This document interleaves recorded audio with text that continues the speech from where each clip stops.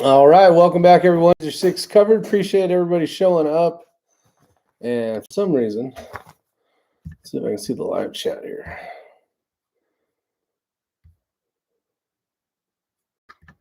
Let's see. All right, I got it figured out, I believe. Maybe not. Trying to move it. Hopefully, everybody's doing well. There we go. There we go. There we go. Let's see. Steve Healy got first place. We got Waddies out there.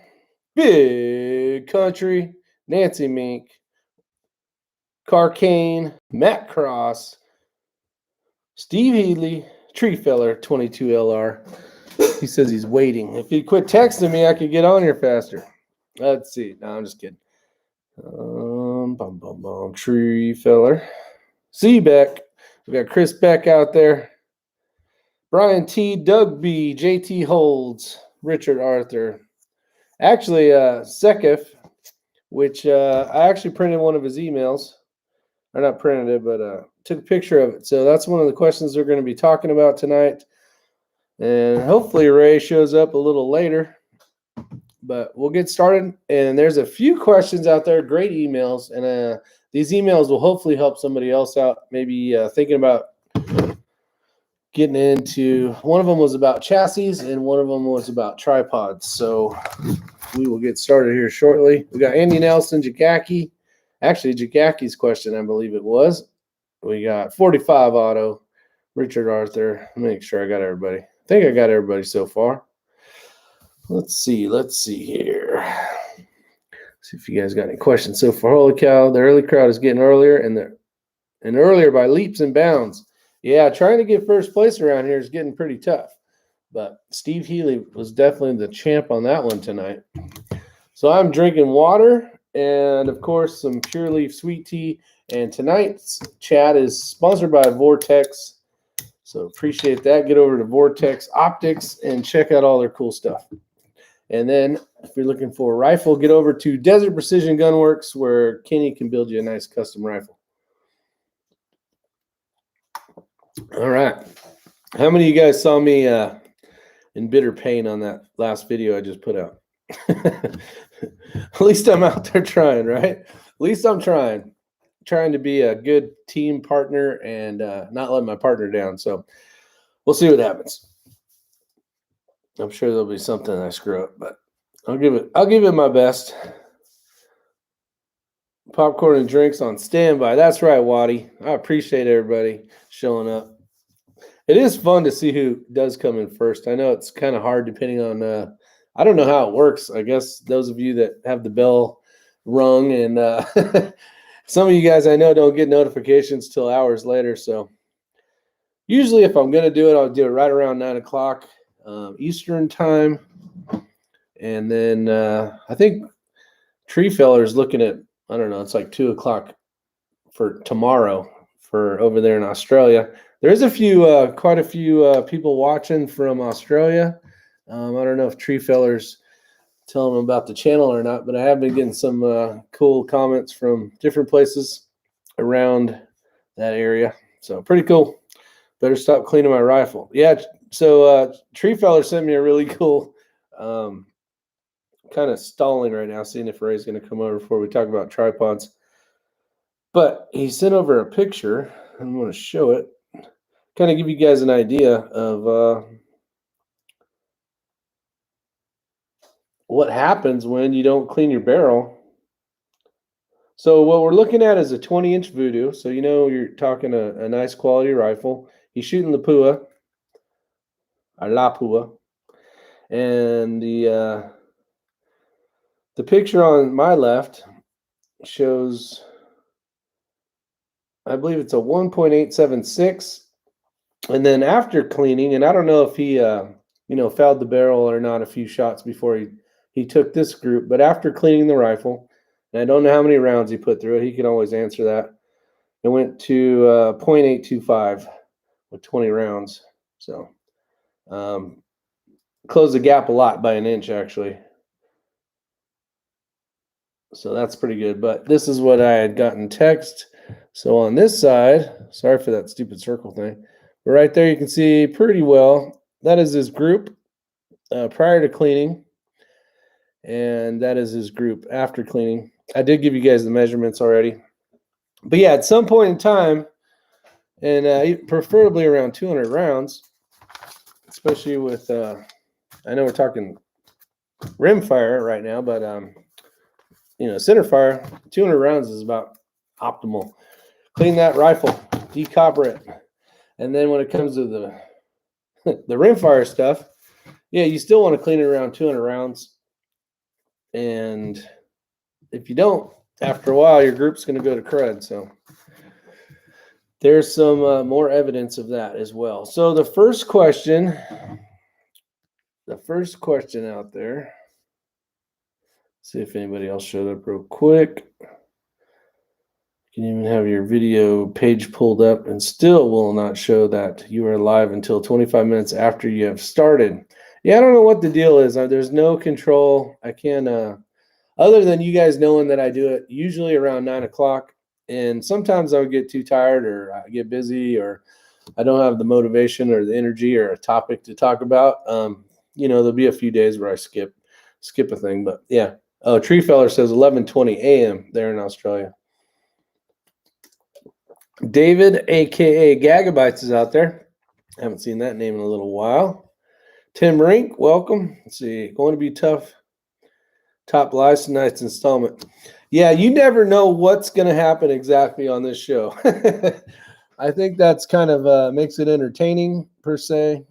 And sometimes we get some really good topics. Sometimes we talk about really good stuff. Sometimes we just BS, and other than that, have fun. So Willard's out there. Welcome, Willard. Drew Bradley. Johnny Wad. It was after 600 rounds. Yeah, so 600 rounds, guys, you can do that pretty easy. So if you go out to the range 400 rounds and then you forget that you, basically shot that many rounds, and then you go out the next time to do some more practice, and you're going to probably wish you would have cleaned that rifle. Gagabyte says it's 3 a.m. here. Wow. Gagabytes, remind me where you're at. I thought you were in the UK, I believe. Is that correct?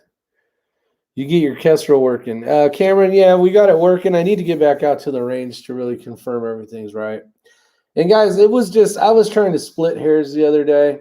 And who was it? It wasn't Jagaki. It was, Makev. Makev brought up a really good point. That was still in, I wasn't in subsonic areas of distances. So trying to tweak with that Kestrel like that, maybe it's the Kestrel telling me you're an idiot. But which could definitely be the case. But I was really trying to really dial stuff in. So I do have some video footage from yesterday. I was hitting the targets. Now the targets are, depending on the target, some were 8-inch circles, some were quarter IPSC, and gamma throughout that range. But if I'm aiming right here and I shoot here, just lower than where I want to, and it's hitting, I'm hitting the steel, but that's not what I want. So I would dial up, a couple tenths or whatever I thought would be a good guess at that distance. And then now I'm hitting here. So my Kestrel was telling me, let's just say, I don't know, 2.8, right? And 2.8 was down here. I dialed, say, 3.1, whatever the case was. And this is just numbers I'm making up. And then, bam, I got center impact, right? I just wanted to confirm it. Now, if the targets, depending on the size of the target, could be a big deal. It could be a big deal. It could be going from, a miss and another miss and another miss. So spotting your shots is definitely a key. Being able to not have your magnification so zoomed in that you can spot your misses and make some wind calls if needed. But I just, the point of yesterday, going to the range, really trying to dial everything in, was to help get better data, so that when I went to the West Coast, I would at least have some better data. But at the end of the day, that's going to be, once I get there and I compass calibrate and I I get all the environmentals and stuff. Who knows? It might be spot on. It might be off, and everything I do, I'll just have to add 2/10 or, subtract something or add. I don't know, depending on how warm it is and all that other stuff and elevation.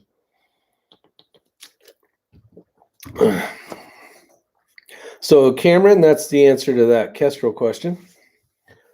CJ Johnson. Let's see. I found some info as to why nobody has Kestrels in-house, including Kestrel themselves, at least that they can ship. The microchip shortage. Oh, geez. That is impacting everything from trucks to motorhomes to all sorts of little things that we all think we need. Drinking clear tea tonight. Yeah, Tree Feller, I'm trying to drink some water. Not really sure why. I guess I'm trying to lose some weight. And then when I weighed myself, usually I weigh 187. And I should probably weigh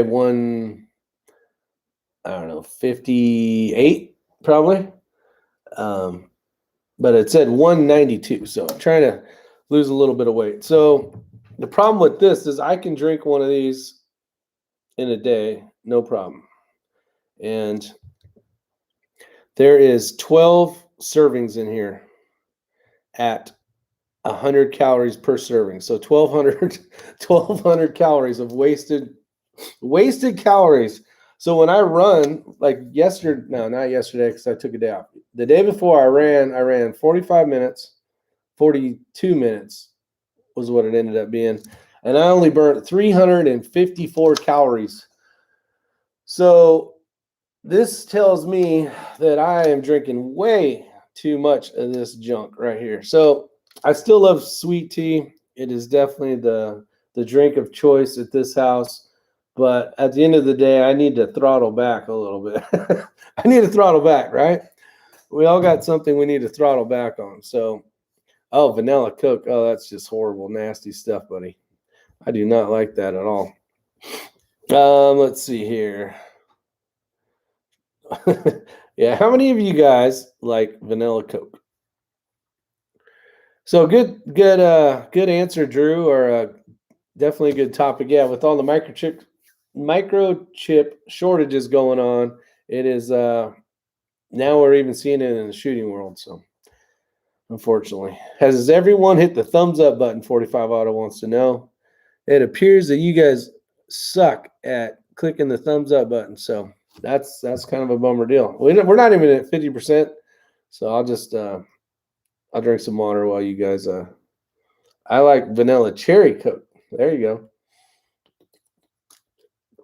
You're a drongo. What does a drongo mean, Tree Feller?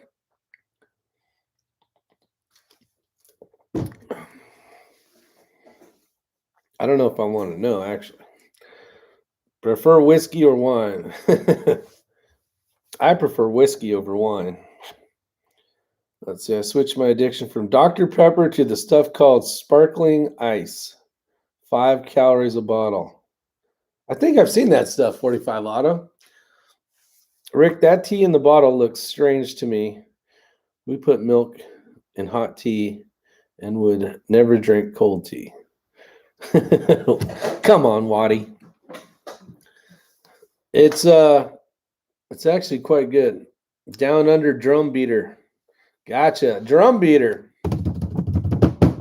All right, how many thumbs up are we at? We're only at 29. We are, let's see, what would that be? Like a C? That's like a D minus D, maybe.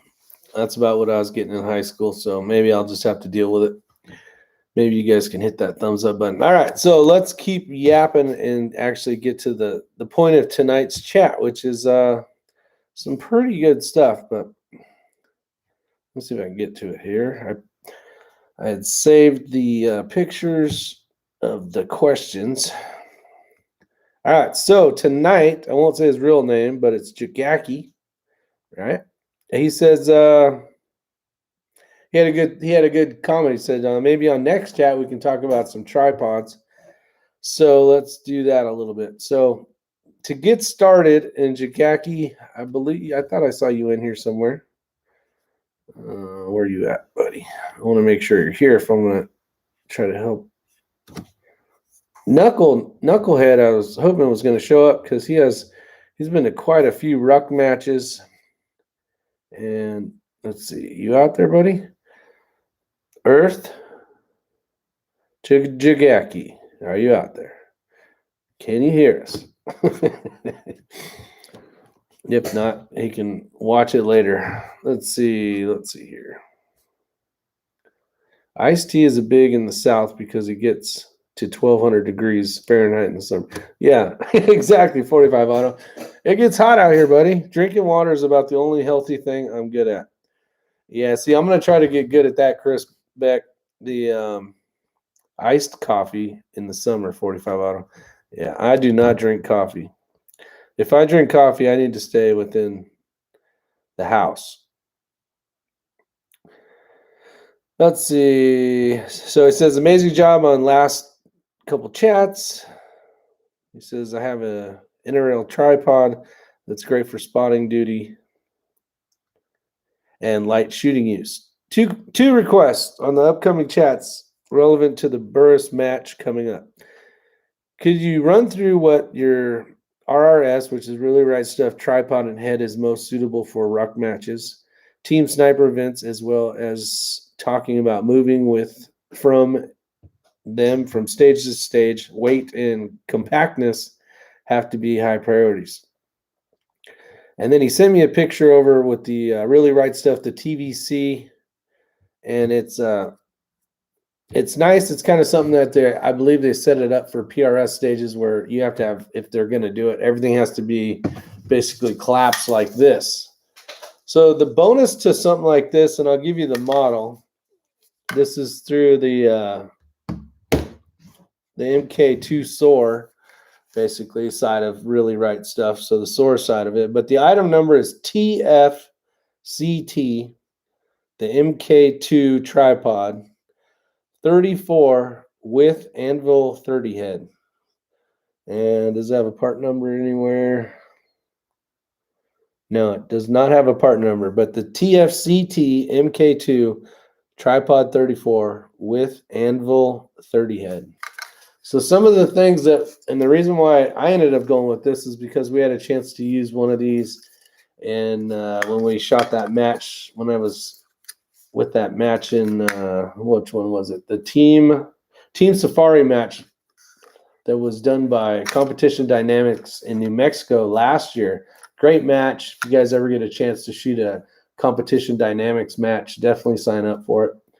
And this next match that we're doing is actually a Competition Dynamics match, but it's a little bit different. So one of the nice things about this version is, the head right here is small. So that means the legs collapse really close here. Now, some people prefer this and some people don't prefer it. So it's going to be kind of at the end of the night or whatever, the options of what you're thinking. So this version compacts really tight in here. So you can see it's basically all touching, which is a bonus when you're trying to put it onto the side of one of your packs.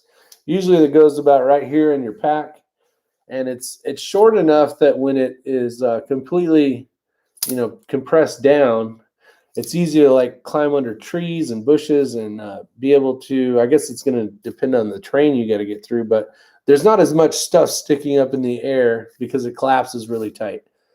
So it's easier to put in your backpack because it's thinner this way. Now, some of the not great things about it is, if you are a really tall person, which I am not, I am 5'8", and you extend these legs completely out. So you got section 1, 2, 3, and then you got, the main frame of the tripod. So when these are all the way out, and I think Big Country out here. He is a tall dude.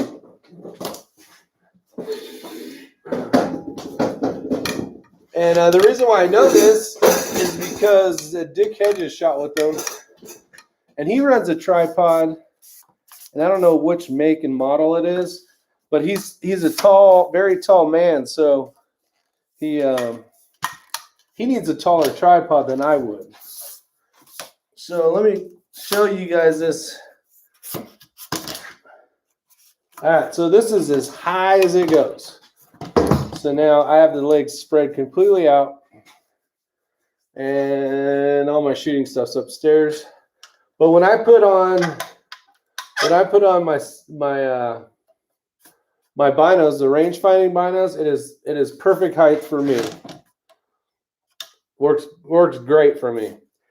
So if you are taller than, within a couple inches of 5'8", you're gonna have to think, do I want the longer legged one? So that there is an option with that. Now, when people are using this spotting scope, there's a spotting scope on here, or binos, or whatever's on here for the day. You can bring the legs up just a little bit. Your stance won't be as wide. So these do fall over in matches. The wind starts gusting. You can put your bags here, hanging from here. Helps kind of stabilize it a little bit better. But now you're basically, a taller person could use this, with the spotting scope or whatever, and not be an issue, unless you're a lot taller. But for the most part, with this all the way out, it works great. Now, if I want to shoot a rifle off it, I can just basically bring it to the height I want just by loosening the top ones. So I'm still getting a pretty good feet out there. Now, the Anvil 30 head, one of the benefits, or the reason why Ray has the same one, and the reason why he purchased this one, was you have more ability to go up and down. So if you need to shoot down from a roof, like on a Sniper's Unknown match, or if you need to shoot down a really steep canyon, which we'll probably see when we're out in Wyoming, or whatever the case is, you have a lot more ability.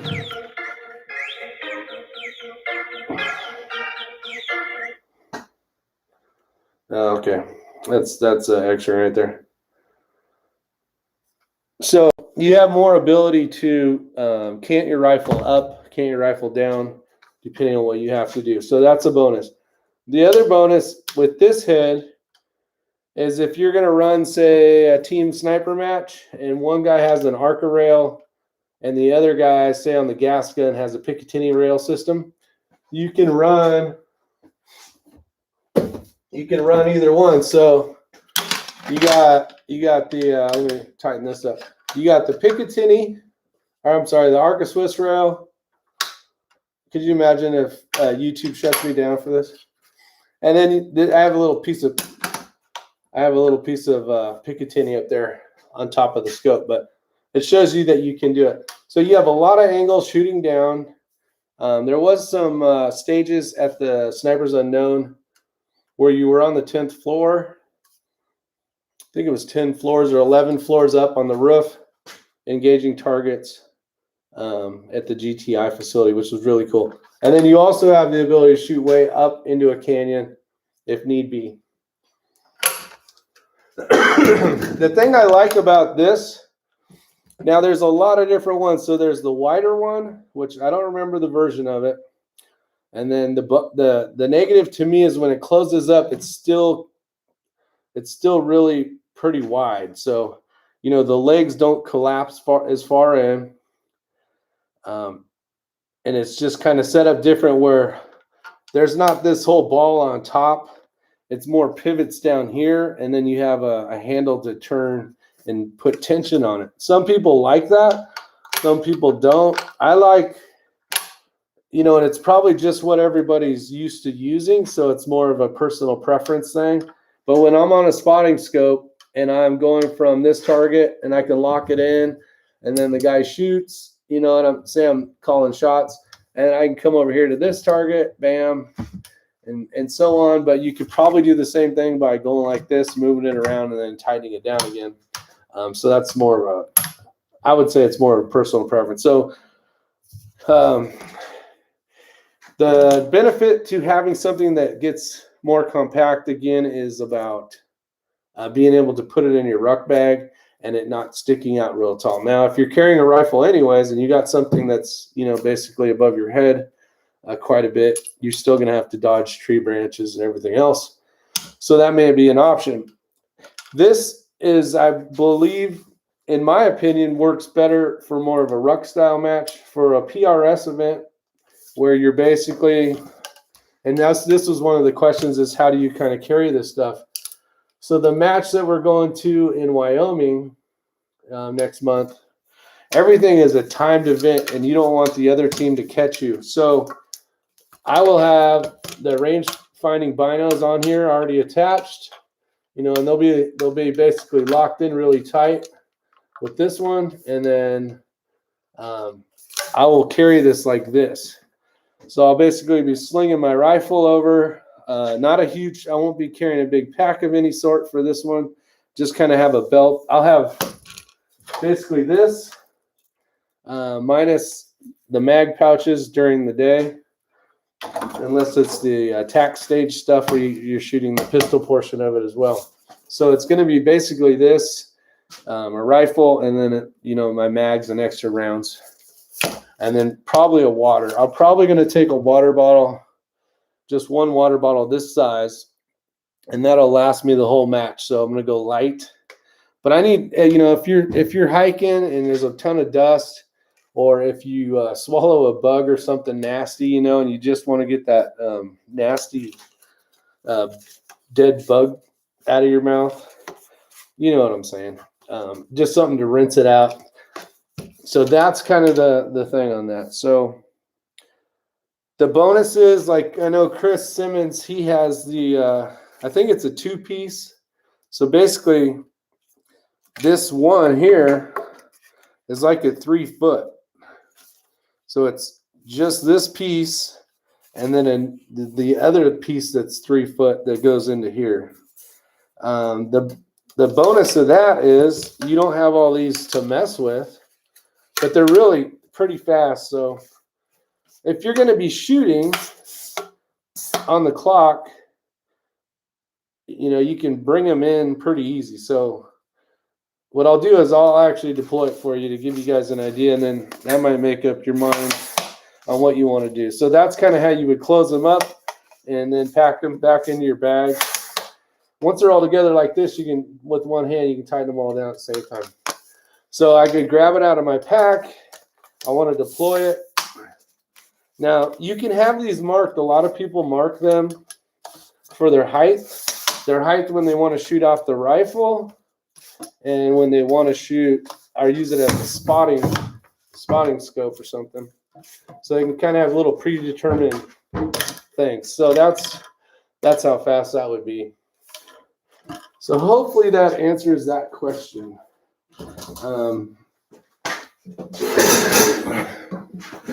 Get back over here to the comments. More stable without the center shaft. All right, let me catch up to you guys here. What's up, Bald and Curious? I have had I went over to London and did that whole like Guernsey and Scotland, Ireland deal, and I did have tea with milk in it. It wasn't magical at all, let me tell you, but I'm not used to it. Let's see. Okay.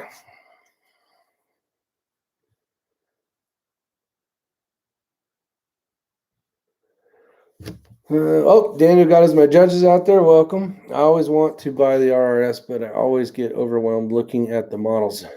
I got to agree with you, Chris. If there wasn't already someone like Ray that had picked out a model that has been working for us very well, it is kind of overwhelming the way the sight is, because you're basically buying the tripod that you like, and then you can buy certain heads that attach to that, depending on the tripod, but certain heads that attach to it as well.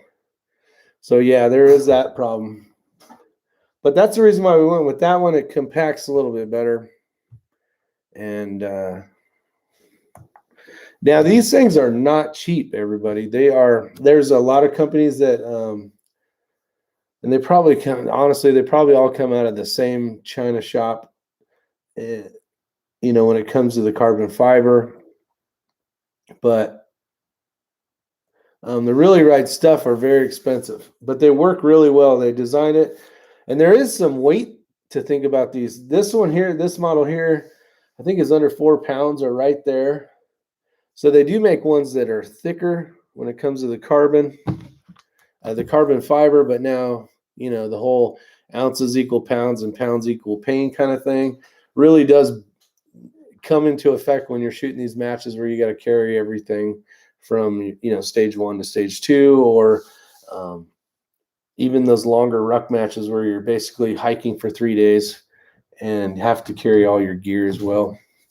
So it kind of depends on which direction you're going to be shooting in as far as what style matches you go to.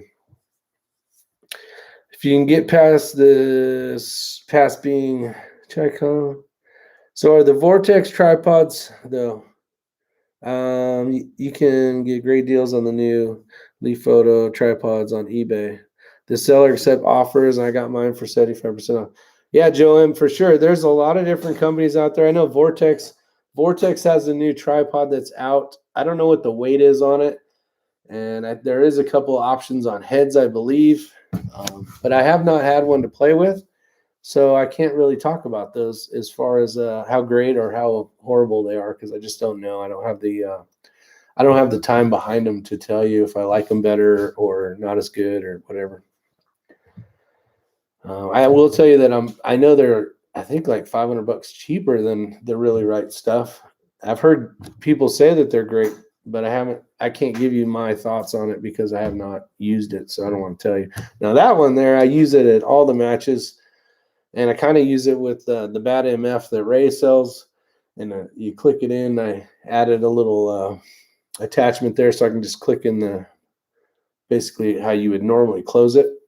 Opens up. So you've probably seen some photos of that or pictures of that, and that's kind of how I run it. And then you know, people run different bras and protectors on it and all sorts of stuff by different companies that have come out with all sorts of gizmo gadgets. I know it was either Chris Simmons or his buddy yesterday. So yesterday?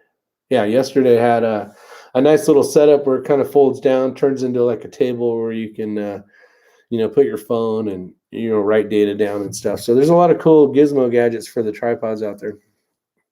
But yeah, Joe M's got some good information there as well. Oh, siren. All right, Sekep just got a new Strike Eagle for my Voodoo. Awesome, man. Congratulations. Congratulations for sure. That's cool. Oh, there's Jagaki. All right. I'm here a little behind and catching up. Gotcha. Okay, so I think we'll move on to the next part of that question.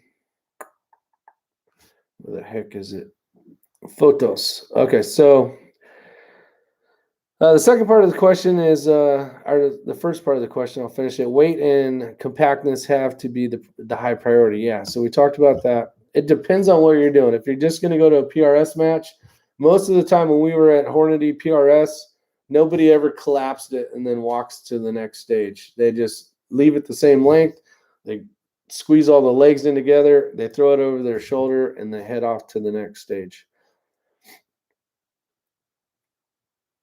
Let's see. Okay, so this Really Right stuff one that he's talking about is basically 3-foot sections. And like I said, it's faster to deploy, but you're going to have, if you're going to ruck with it, you're going to have a lot of height above your shoulders. Let's see. I'm still trying to decide on the chassis system. I know you're XLR and MPA guys, so don't need to know which model to get, but more on the discussion on the top 3 or 4 features that are critical and make it easier to work with. That is an amazing question. First, I'd like to say I think people just have personal preferences. At the end of the day, I think a lot of chassis can completely do the exact same thing. You know, there's always different types of what would be the word? What would be the word for it? Not so much gizmo gadgetry, you know, because on the Matrix chassis, the grip's completely different than any other chassis. I had originally purchased it as an idea to do a video to see if I liked it. It was a new chassis coming out, and kind of get my thoughts on it, maybe do some videos on it, and at the end of the day, kind of either love it or hate it kind of deal. And I do not like how heavy the butt of it is for rimfire style rifles actions. But it's at the end of the day, it's really not made for that style rifle at all. So but what I like about it is, and I have it upstairs as well, is the way the butt is of the stock. Instead of having a bag rider, it goes up, it goes all the way up to the top and then comes back down to a grip. I guess I had to use the board of knowledge. So I'll try to do the board of knowledge. Let's see if I can find an eraser. Face mask. So here's the difference. And I'm not even going to say it's a benefit. It's so here's the stock. I'll show you guys in a second.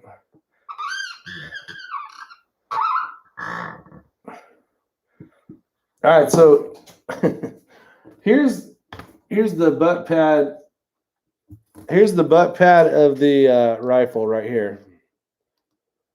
So this chassis, the Matrix chassis, doesn't have what I'm going to draw right now. So it kind of goes like this. There's a bag rider, comes up, then it goes across, and then there's a grip that comes down like that. Now remember, I'm not an artist, people, but there's this, basically you got a bag rider, then you got a grip, and then there's this big void here. And some people will run their bag rider at an angle, which is fine. They're all good. It's just different ways for people to run stuff. But I just like the ability to utilize all along here. So that's just a personal preference thing. Is it better? No. Is it not as good? No. It's just more of along the lines of personal preference. Craftsmanship, or I'm sure there's a better word for it. Some chassis quality is not as great as some chassis. So you'll see some chassis and that are flimsy. Sounds like Ray's showing up, so that's good. Some are, the metal, which is basically aluminum, is a little more flimsy. Maybe the edges aren't as smooth or contoured, kind of like a finished look. So it's not even, you get what you pay for when it comes to that. It's just some chassis don't have, the great craftsmanship and the thought behind making some curved edges. Some is just almost like molded aluminum that's kind of flimsy when you squeeze it. I know the Skittles rifle, which is upstairs, Ray kind of, you can squeeze that a little bit and it kind of flexes. So not really my favorite. Some of the things I don't like about the MDT chassis is in the rear of the stock, there is so much going on when it comes to screws for adjustments. And they have these little plastic, to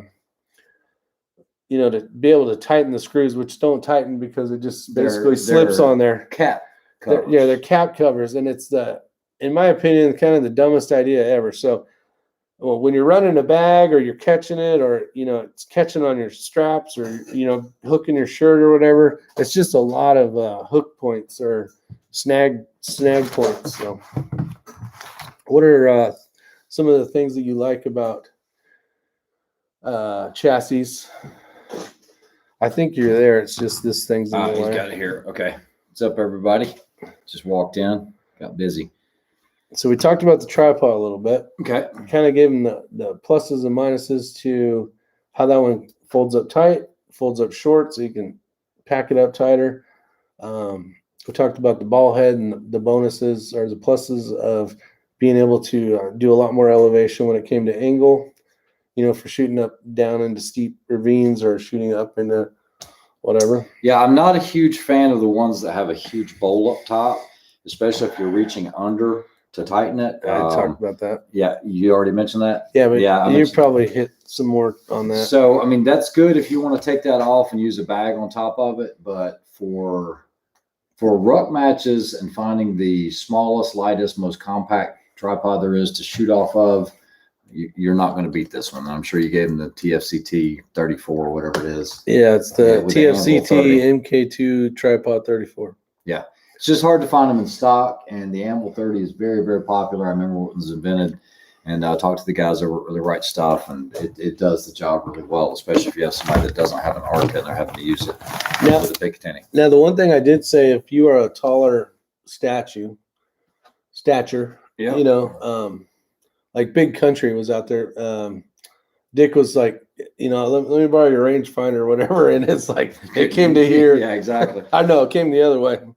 And it was, he's like, so they make that model in long, right? Yes. That's what it's called, long. I think it would just have an L designation, but I think they make it a little longer. So if you're taller, I don't have any issues with it, but we're average height guys. So 5'8" high heels. Yeah, pretty much bald. And now that I'm getting older, I might be 5'7". That really right stuff for pricey, but hard to beat. I have the same tripod setup. Okay, so now we were talking about chassis. So a big thing for me with chassis is rigidity. I want to make sure that I don't get a lot of flex in it. You know, I actually did the video on the Element 4. I haven't put it out yet.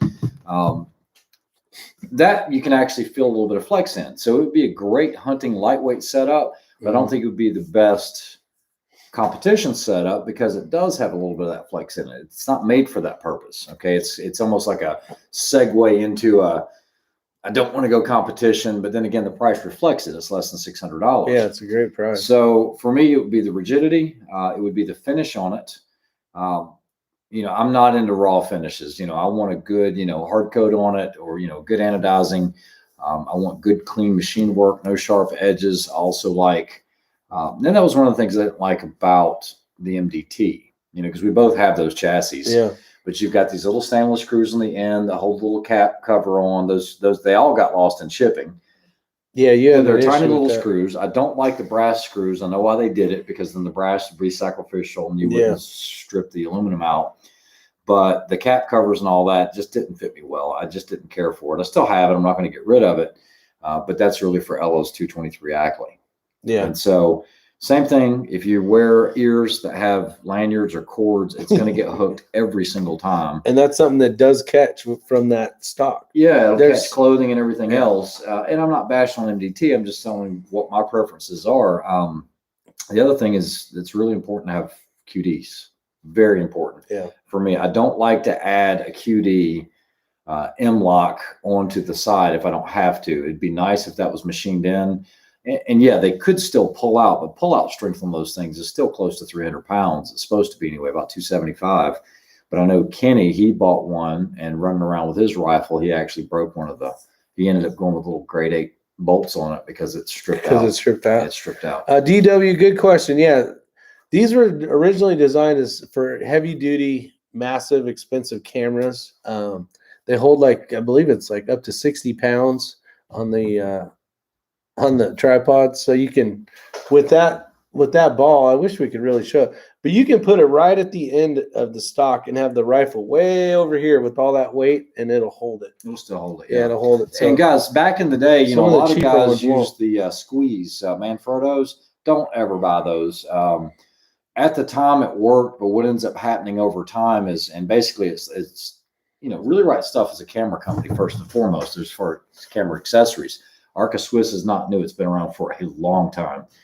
It just got integrated into the gun scene. But they had these, I think they were Manfrottos, where you could squeeze like a pistol grip and you could move it and release it and it would lock. Well, over time, those start to wear out, and I don't know how hard it is to get a rebuild kit. For a camera, it's great. But when you're trying to put a 20-pound rifle on it or plus or even less, once it wears out, you're going to have problems with it slipping and drooping. Those usually get relegated to spotting scope tripods once that starts wearing out. Yeah, wearing out. Here's an interesting topic. This is the reason why I'm late. Okay. So here's a little bit of background. So I do I'm going to be careful how I word this. I work on a lot of guns. You know this. Everything from machine guns to whatever, and I'm very, very meticulous about it. So there was a friend that I know. He called me. He got a really good deal on a bunch of uppers, and got a bunch of uppers. And I was like, dude, you need to go through this stuff before you just shoot them or try to sell them or anything like that. And I'm meticulous about having go, no-go gauges, field gauges, and all that. Now, I know you could build 1,000 ARs and probably never have a problem. But then you might have that one where the headspace is off. And I've seen these things go high order. I don't know how many matches you've been to with me, but being an RO, I've seen so many ARs blow up on the line. And fortunately, no injuries. If anything, just like a cut on the arm or the side of the upper receiver blew out and hit him. But typically when this happens, it's going to destroy every single part of the AR. It's going to destroy the handguard. It's going to split your bolt carrier group, destroy the bolt, blow the lower receiver and split it usually. And hopefully you're not going to the hospital. But I always ask guys, it's like, did you build that rifle? Yeah. Did you check the headspace on it? No, you can just throw this stuff together. Guys, you can't do that. So case in point, tonight, 5 uppers, 5 complete uppers. 2 of them did not pass at all. Like the headspace was so far off. It's like, dude, I don't even know what caliber that is. They were 5.56, but it was so bad. I was like, yeah, dude, this is we're gonna have to either try a different bolt, scrap the barrel, whatever. But I didn't know I was gonna be doing 5 of them. But it's that there are tolerances, and those have to be held. Typically, you can go to a reputable company, get a new barrel, new bolt carrier group, and you're usually good. Okay. Usually. But it's not always. And that's not something I want. I don't want 50 to 55,000 PSI exploding, 12 inches in front of my face is essentially what's happening. So just, it doesn't cost that much to get go, no-go gauges. What's up, David just Martin? test it if you're big into throwing them together. And you've done 100, you've never had a problem, I'm still urging you. Go ahead and buy a set of gauges. And all it takes is that one. Just think how much a hospital bill would be or an ambulance. Or losing an eye. And then you're for the rest of your life, or just whatever. And typically it blows out to the side, but the whole saying. If anything, or your buddy goes blind. Yeah, or your buddy's next door, he's in a spot and scope. And I might have mentioned this one time, but I think I did on the channel. I was actually shooting with a buddy of mine, and we were shooting, and we're going to pretend Rick's facing this way, and I was shooting a bolt gun, and he was on a spotting scope. And no, he was facing this direction. I know. And so he was looking with his right eye, but his left eye was open because a lot of us shoot with left eye open. So he's looking through the spotting scope. I shoot, and it's a bolt gun, and I rack the round and the casing. It was a 308. Actually scalloped the front of the end of the case right here. Actually scalloped the outer part of his eye out. Okay. He actually couldn't see instantly. So we had to rush him to the hospital, and the doctor was like, well, not only did it scallop that out, but you also have burns on your eye because it was a hot piece of brass. Did it stay there? What stay there? Did that?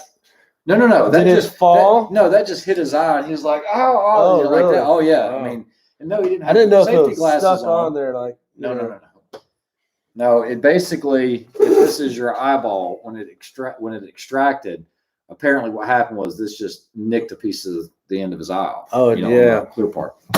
So that sucks. Yeah, on his cornea, it took a long time for him to get his vision back, and so things can happen. I'm a little guilty in some of my videos. If we're running scopes, I'm not always wearing safety glasses. In most of your PRS matches, your sniper matches, they don't require eyes. A lot of them say they do, but once you get there, then they say, look, if you're running a scope, you don't have to. You got to accept your own responsibilities, I guess, at that point. But things do happen. That's right. Freaks of nature. The Outlaw Josie Whale says, did you ever consider really right stuff leveling base instead of their ball head? Advantages, disadvantage. The disadvantage was you wouldn't get in the can't, like, I can't remember what the degrees were when it wasn't as much. Yeah. What's this? And it's fatter. Does Ray recommend any of the medieval offerings? Did you tell them we got online afterwards? No, I did not. So after the chat last night, which I was on a roll, hopefully I don't want to badmouth them. Everybody loved your video from last night. But we actually went online and looked at their offerings. It is a joke. And I actually showed him that company that has the Special Forces model trick. I mean, literally, the guy he said Special Forces. I don't know. He goes, "That's not the civilian model. This is the Special Forces model." That's right. The one where it activates the light. And when you call, you have to be Special Forces in order to order this one. But yeah, it's legit. That's what we went through. It was not legit. Oh, and then the bouncy ball thing, the thing with the camera, they had this one that's like active guidance system for your dog. And basically the video shows a green laser, and I guess you can aim this laser, and this dog's like looking at the wall as this green laser's moving down the wall. Imagine putting one of them on your cat. I could have done that with a cat. I didn't know. Watch this. It's a guidance system for your feline friend. Feline friend. Great goat herders out there. What is going on? Let's see. Okay, so and I guess we can talk about this question a little bit more. Which one? It was somewhere about the pluses and minuses to that head versus the ball. The one of them I know, I can't remember what the degrees are, but that head will do a lot steeper. You'll be able to cannon a lot more for down and up. Well, for me, and I've got a couple of those. Some of those Manfrottos that I have. It gets in the way. Your hand gets in the way of the three legs, and it has a bowl on it. But I'm limited on my movement, not only one way, but like three different ways where I'm having to reach inside of this tripod and get it manipulated. Yeah. And it's wider up top. The thing is, and you'll see this at the match, when you go next month, they're going to have a couple stages where you're on top of boulders. And the problem is you don't have the time to get your tripod perfectly level. You're going to have to make it work. And that's when getting those funky angles and, honestly, you're holding the tripod because if you let it go, it would fall over.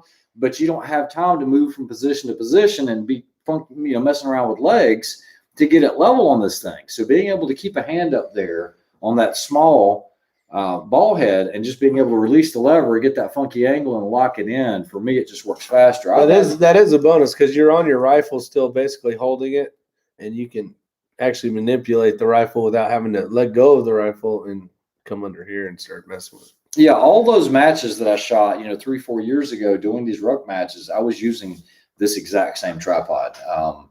The only thing they've changed on it over the years, because my latest one has this knurling or this rubber. Right there. They've changed that. It used to have like a little hatch pattern. It was more conical. I haven't had any issues with these slipping when it gets wet. Those Night Force tripods are horrible. Like I said, I think that was something that was rebranded, made in China. I am not a big fan of that tripod. The only thing that thing gets used for now is for holding a camera for videos. And that's a shame. That's it. And I reviewed that tripod as well. But if it rains, it slips. Using the legs as walking sticks is completely useless. What's up, big country? Garage guy. What's up? Let me know, make sure where I got a shooting mat from before I end up looking like an idiot again. Stand by. UW said, Ray, I got a tan. Yeah, that's big. And I used a ton of sunscreen too. But. Big Country's son got third. Yeah, that's what you told me today. Yeah. Congratulations on that. That's cool. And Dick tied for fifth. Nice. Well, it was a tie for third, but he did, basically speed stage. PRS or NRL. NRL. Yeah. So he got third in the. Center fire. He dropped Rimfire stuff. No, it's Rimfire. Oh, it's Rimfire. Okay. Yeah. He dropped a round on the time stage. What am I looking for? Oh, photos. All right, so 3 or 4 features that are critical and make it easier to work with. Back to chassis. Okay. A good chassis got an arc rail, I think. It's got it. Yeah, absolutely. Yeah, you're not one that you have to add on, but it's got an integrated arc rail. You guys know that one of my biggest things with the MPA is the way that they don't slot the ARCA all the way out, so you can't just loosen it and jettison the bipod. I've got to unscrew it more to get that bipod off. That's how the MPA is too. Yeah. No. The MPA is. The XLRs aren't. It's a free open. Yeah, you can zing it. Now they have a screw. The MDT you can send all the way out too. Yeah, the MDT you can, but the MPA you cannot. No. Now on the XLRs, they do have the set screw on the end, and so that way you could keep it from coming off. But at the same time, you can take it off, and so I can just slide it out of the way. And I've done that quite a few times, and so I just like to have that option. Another thing is a lot of adjustability on the cheek riser. Okay. Yeah. If I get a chassis, and I've seen this quite a bit, especially with your conventional or traditional style, like your Manners and all those, a lot of those, you can't get those high enough. Yeah.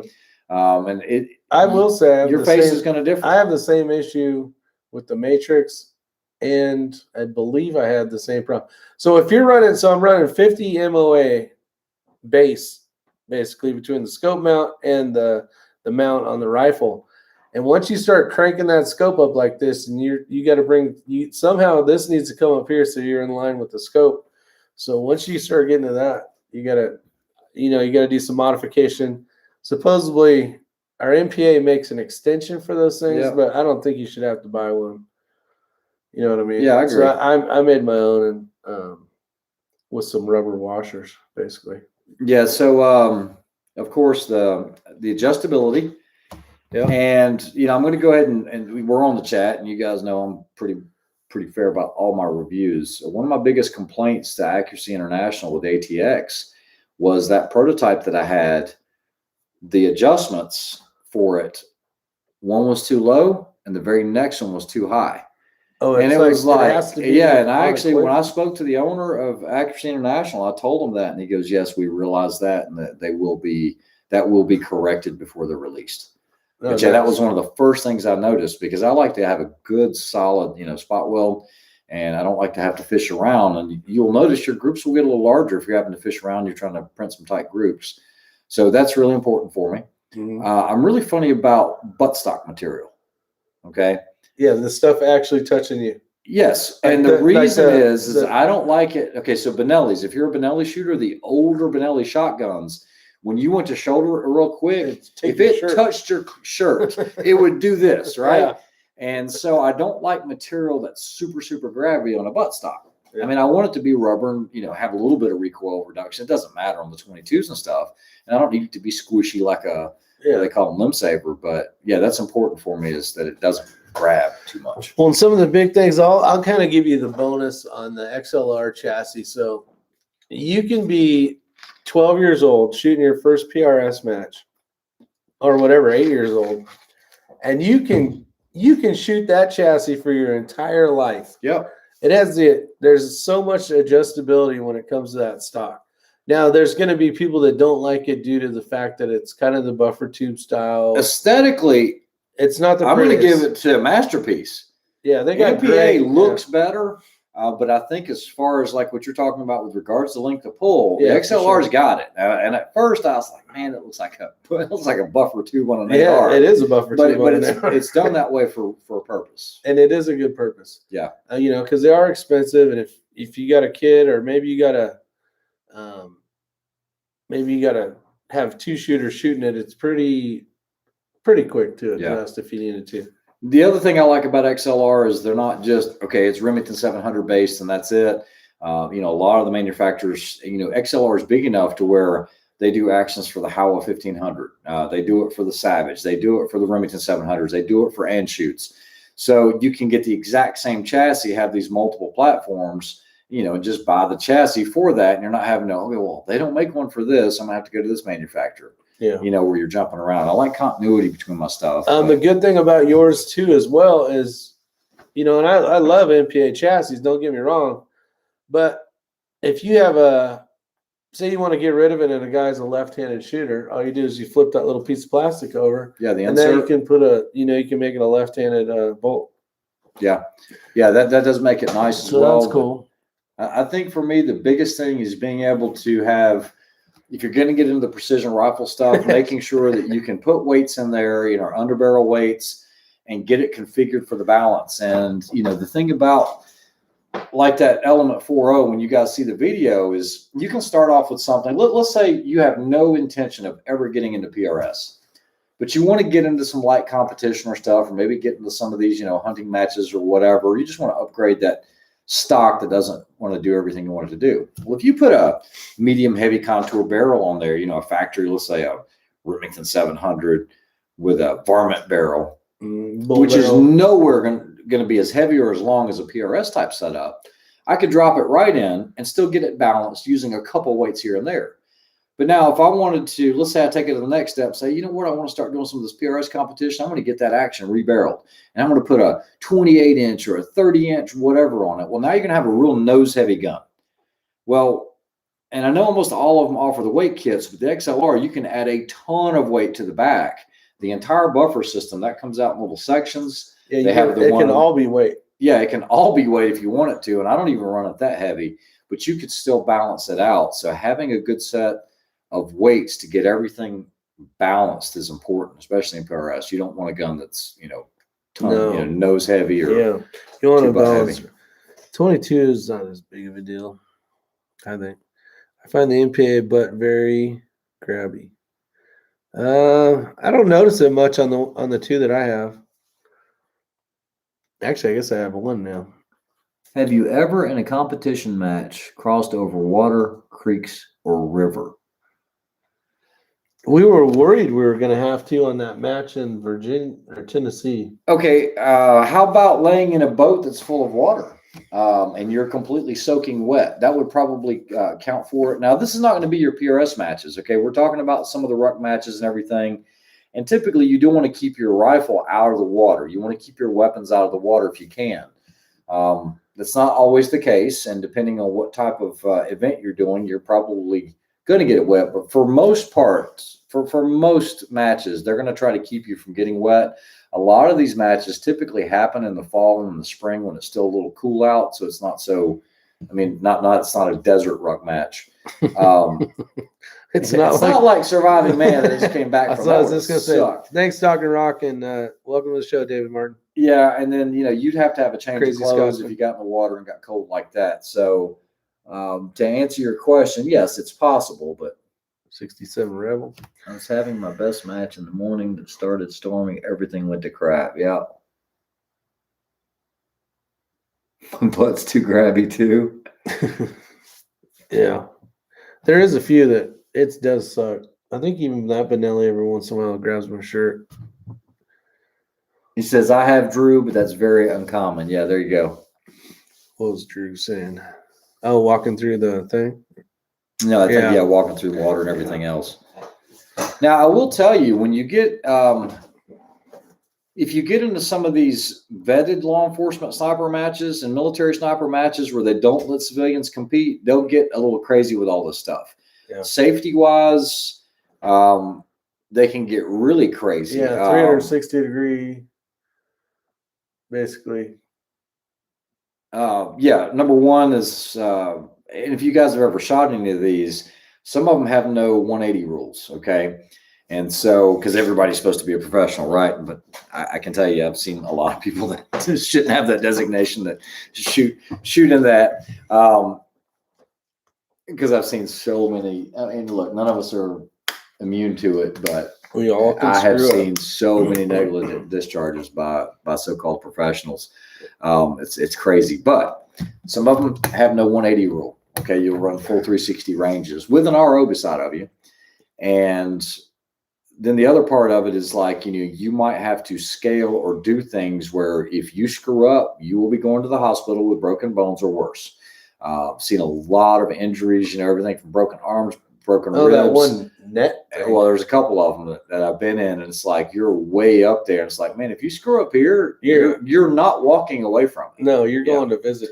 So those are typically shut off to just normal for most people. And they'll vet you for credentials and all that before you can do it. But anyway, so yeah, there's some crazy ones out there. Well, even like this match, the competition dynamics, they want to know what type of matches you've shot in the past. Correct. Just to give you an idea of, you know. Yeah. or to give them an idea if you're if you need a babysitter or not. I've actually been to matches where live pistols have come out of the holster. And so when you get into this, they're more into the real world application because things happen in the real world. And this isn't going to be a 3-gun competition where, your pistol comes out and it hits the ground. Oh, stop, cease fire, you're disqualified, pack up your crap and go home. They're like, get your pistol and get back in the game. And yeah, you might say, well, that's kind of unsafe, unsecure equipment or whatever. It's real. But it happens. It's real. It's real. When you do it day in, day out, unplanned things happen, and it's not, hey, time out, sorry. You need to clear that and put it back in your holster. And it's kind of nice in a way. And that's why you use these. Yeah. It's scary, but nice in a way. Most pistols nowadays, modern pistols, even if there's one in the chamber, there's so many blocks and safeties on it that it's still a little pucker zone though. Yeah, nobody likes to see it at you. Yeah, but there's most of your competitions don't allow you to get into the prone position with a loaded pistol. Go to any police military qualification or standards, and if you got that as your secondary, guess what? It's going to be pointed. If you're behind the line, they're pointed backwards, and that's real world. And that's why I did, years ago, I did the one rant about people when I was talking about the muzzle. It's like, it's nowhere near my head. Yeah. I'm not pointing it at you. I'm just does it near look like you. it's pointed at me? Because if I go like that, yeah.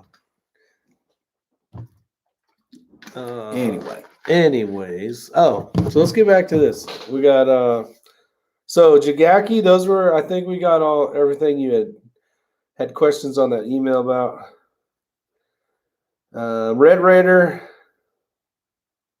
Oh, so I'll bring this up. I think we talked about it, and did you see Todd out there? Elster? No, Todd Bailey. Todd Bailey? Yeah. Out where? In the comments section at all. I haven't been really reading. Todd Bailey out there. Too far away, and the TV's not working. Breaker 19, Breaker 19.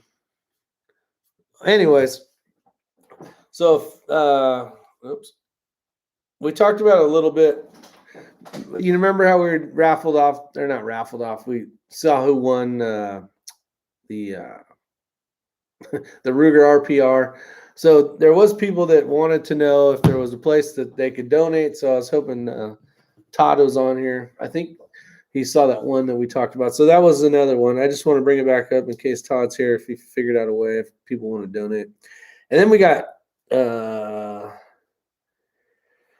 SEKAF, which stands for Southeast Alaska, and in his initials. So I won't say that, but great news today. Got his rifle, blah, blah, blah. But he lives in Alaska. So he wanted to talk about chassis as well.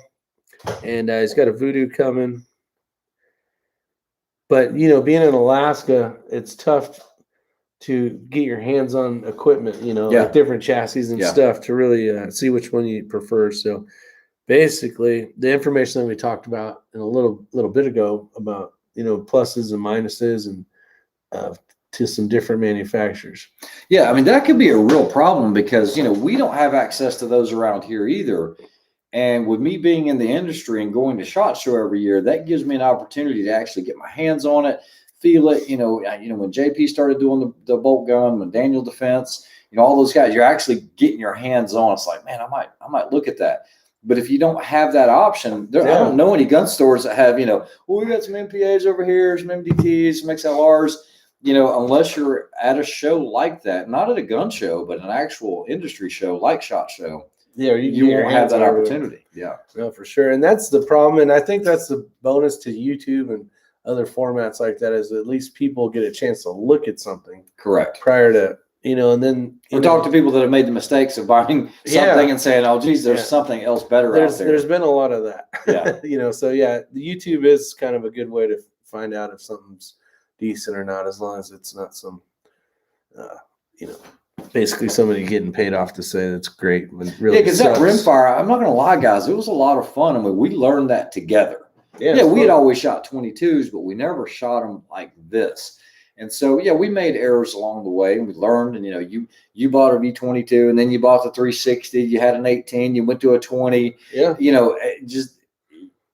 It happens. It was a learning process of sharing with you guys reasons, the whys, and what's. And a lot of it was not only to give the folks out there a chance to, like when we did the velocity testing, there is not really anything when it comes to an 18/20 besides the looks, right? When it comes to the speed of the barrel or the bullet and stuff. But in order to do those videos, it's nice to try them all. Yeah. And luckily, I was able to pick up a 360, so that's kind of the next adventure. And yes, Chris Beck, I did do some shooting on the 360. I got a video coming out. I don't know if you're here yesterday or not on the chat, but yeah, I really like it actually. Now, are you going to sell your other 90 to get another 360? Probably. Probably. So why do you need 2 Rimfires? I'm just wondering. I don't. Do I want 2 Rimfires? Well, here was the plan. This was the original reason I had bought the. See, I didn't say boughten. Boughten. Pretty good. He always says boughten. I always say boughten. Was to be able, because remember all those matches? They were all in a row. Bum, bum, bum, bum, bum, bum, bum. Yeah. Be able to send one off and get it tested while I still had something in order to compete with. It's a lot of money sitting around. It is. There's a lot of money. There's a lot of money. There's a lot of money upstairs. Oh yeah, no doubt about it. Let's see. Yeah. Let's see. Hang on. Nothing wrong with having 2 voodoo's. That's right, tree feller. It's a backup, buddy.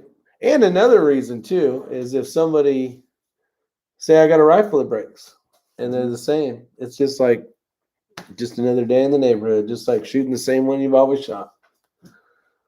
And if you act now, no, but or if you got a buddy that wants to shoot or somebody's rifle goes down, there really is no reason to have 2, but there's really no reason to have 2 pairs of shoes, is there? Well, you can rotate them. That way you don't wear them out as quickly instead of having one stinky pair of shoes. That's right. I quit counting years ago. That's right, Talking Rock. Nobody has time to count. I have the same mindset for buying a second voodoo. Yeah, I want to be able to send one off. Oh, I have no room to talk, because I bought that one for Ella. So, I'm sitting on 2 as well. Sounds like you don't want your voodoo. No, he wants his voodoo. Can help you with the bird. Oh, no. I'm definitely going to keep them. But, the funny thing about it is when we got into this, okay, this is a great topic. Let's break away for just a second. There's a huge difference between shooting a ruck match and shooting PRS NRL, okay? The equipment is not the same. Could you use the same piece of equipment? Yeah, you absolutely could. Just like when Rick went out to the first Hornady PRC and he took his Tika out there. He can absolutely do it, but it's not the right tool for the job, okay? No. It's too light. It's not balanced enough. What are some other things about it? It's not really set up for like bag work, calibers, things like that. Now, I did put an Area 419 arc on the bottom that helped a little bit. Correct. Now, you shot that at Snipers Unknown. I did. And I think that for Snipers Unknown, that is a much better platform to choose in that match or in a ruck match. Like if you're going to shoot, like at Burris or something like that, shooting something like that's not going to hinder you as much as trying to shoot that at the Hornady PRC. Correct. Yeah. Because you got a rifle there that the thing maybe weighs 13 pounds or so, which is pretty good, but it's not like shooting a 21-pound rifle is going to be very stable in all these different positions. Whereas, but you know what sucks? What's that? You get used to your 20-something pound rifle, and then you bring it to a ruck match, and then you got to deal with it. Yeah, that's what I'm doing. Yeah, well, Kenny is as well. I mean, and so that's the first thing I wanted to mention is, with these ruck matches, you might want to look at a different platform. Your PRS rifle might not work as well as you want it to, and or just imagine it's like golf clubs. No, we were in those towers when we shot GTI Legion. Imagine trying to run around with a 30-inch barrel Skittles through those stairwells and everything else. It would suck. It would absolutely suck just because of position of who you're shooting with, if it's a partner match and everything, and now you got this big broomstick, you have to. Well, what's nice about that is you can run a suppressor. So team stuff with the suppressor definitely helps. Okay, so I wanted to mention that. But with that being said, we had gotten into some of the smaller rimfire stuff to use it as a trainer. That was the original mindset. Yep. And myself and Matt went with true trainers and went with 223 Ackley improved. So it was a lot cheaper to shoot. You're still getting a centerfire cartridge. You're still reaching out there to those, further distances. No problems hitting 1,000 yards with those. And I wanted a voodoo. And he kind of forgot, he didn't do that one. Okay. We went straight, bought the RPRs, and that was a good trainer. And honestly, it's great training, especially because a lot of those happen in the fall and winter. It was an amazing time. Yeah. COVID had hit. But I don't think I will hit it as hard as I did this year when we learned it. I can check it off on the list, but in my opinion, I think that's a different competition. I don't want to look at that as a trainer. I want to look at that as that's a different sport. Is PRS Rimfire. What's great about it though is wind call stuff. Yeah. You know what I mean? Yeah. It's like 2.5 mils. Holy hell. Compared to, 8/10 on a center fire. Yeah, it's great practice for wind, but I would look at it differently. I wouldn't say it's a straight out trainer for PRS. The positional stuff is. Yeah, because you're using a heavy rifle, all that's going to be good. The hard part's going to be getting back to distance targets again. Going, okay, this is in my head. That's what 600 yards looks like. You know what I mean? When you get your list and it's all okay, there's targets at 600 yards. Of course, this next match, they're not going to tell you anything. Yeah, Rick S. 2 of them, buddy. Get your butt back to home. Get your butt back to Utah. Don't bring reason into life experience. That's right. And you were talking to Talking Rock's wife, I believe it was. Was it Talking Rock? No, Tree Feller. Yeah, it sounds. Tree Feller says, "Has Ray been talking to my wife?" That talk sounds like he has been.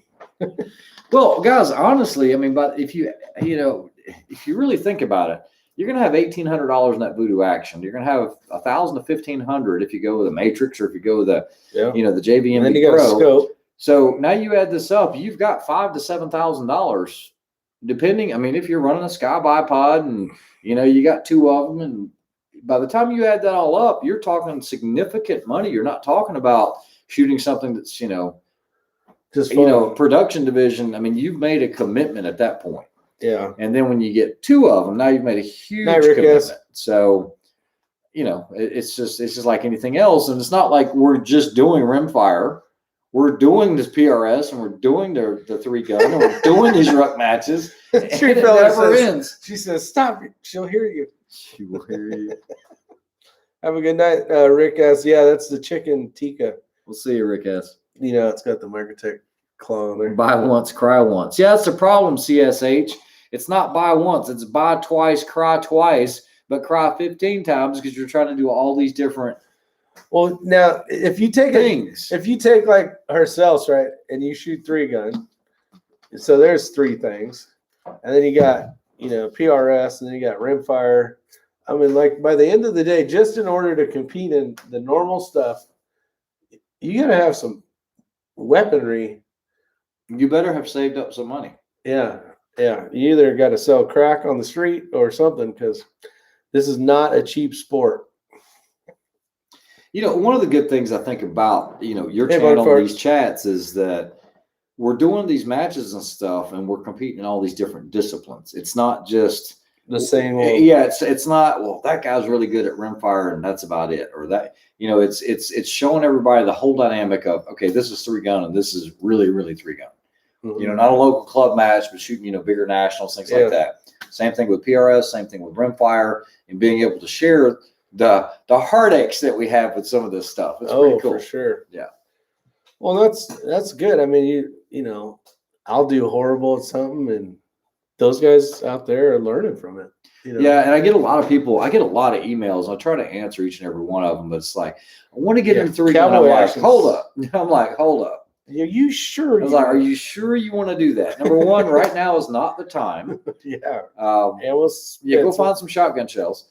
But number two is it is extremely, extremely expensive. PRS is expensive, but if you're going to do 3-gun and compete at the top level, I mean, your AR with glass is going to be, yeah, exactly. You could shoot a Glock 34, but a lot of guys aren't. They're shooting 2011 style pistols, and those can be anywhere from, $3,000 to about $8,000 just for the pistol. Then you have to have all the hardware to go with it, the holsters and everything else. Then you got to get a 3-gun shotgun. Yeah, and you got to get it's probably going to be a customized. And then you got to get it M2 done. You'll have $1,500 to $2,000 in that. Then you got the AR. Yeah, and if you're going into it, hey, look, I just want to get my feet wet. You could absolutely go and shoot a match with, with a PSA 16-inch gun. Yeah. And not knocking on PSA, I'm just saying, Stoker, bargain bin, Stoker, $600, Stoker 3000, and a Glock 17, and you could have a blast doing it. But I think most people, if they're real competitive, try to see how far up the ladder they can work. Kind of like you when you were chasing the whole, like with the PRS, the Rimfire. I want to see how much better that's it. This right here. Yeah. I want to see how I do. Correct. Now, you never got that wrapped up in it on 3-gun. You started to. No. It started making the investment, but then this. No, the love wasn't as high as it is for the PRS stuff. Yeah, because you don't have to run. That could be a good point of it.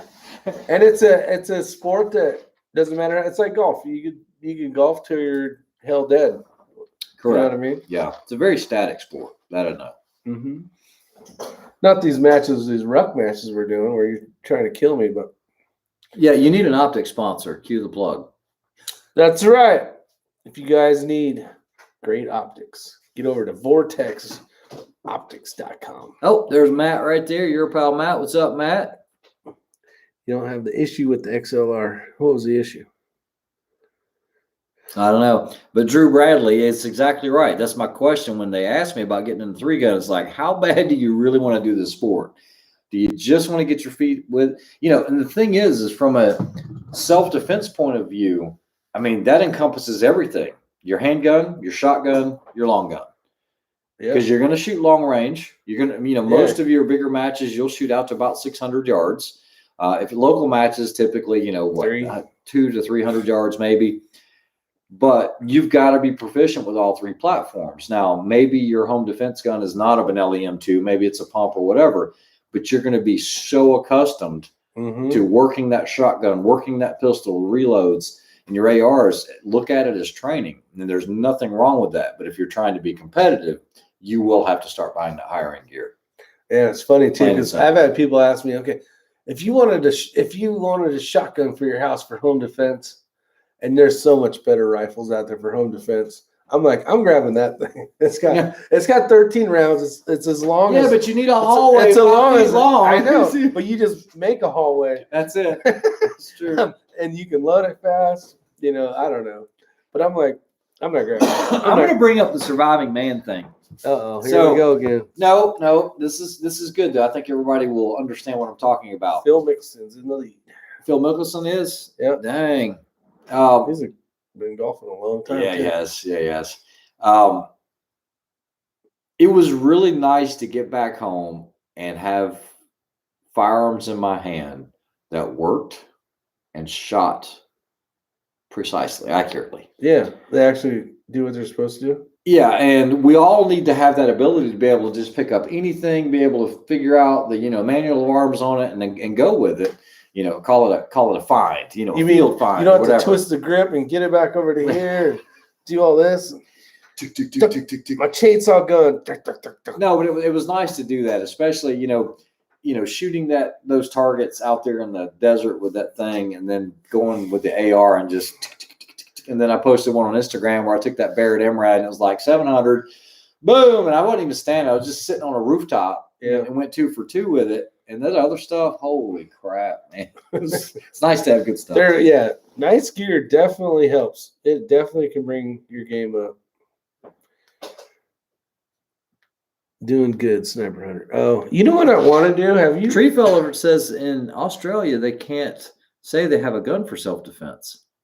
They have to They're like locked in separate things, I think. Yeah. How much weight will you be carrying at the Burr Sniper Challenge? Too much. Kenny said he'll be carrying about 18 pounds. Okay, so his rifle's his rifle is 18 pounds. I was gonna say. Yeah, his rifle alone is 18 pounds. Man, I was screwed. My rifle's heavy. I think Kenny said all total he's going to be in the 36-ish pounds range. I think that's what he said. I'm going to try to be lighter than that. Of course, I'm shooting a lighter rifle. But lazy bones. Well, my job is to get out of the way. Get those hits and get out of the way. So, like I said, I'm thinking about either I might actually run a pair of shorts. I don't know. I'm going to run a battle belt and just enough ammunition to get me through that. I'm bringing shorts. I'm bringing shorts just in case. The problem is when you get some of that sagebrush and everything, it can really. Yeah, it'll cut you. I've still got cuts all over my leg from surviving man, but about half of the show I wore shorts.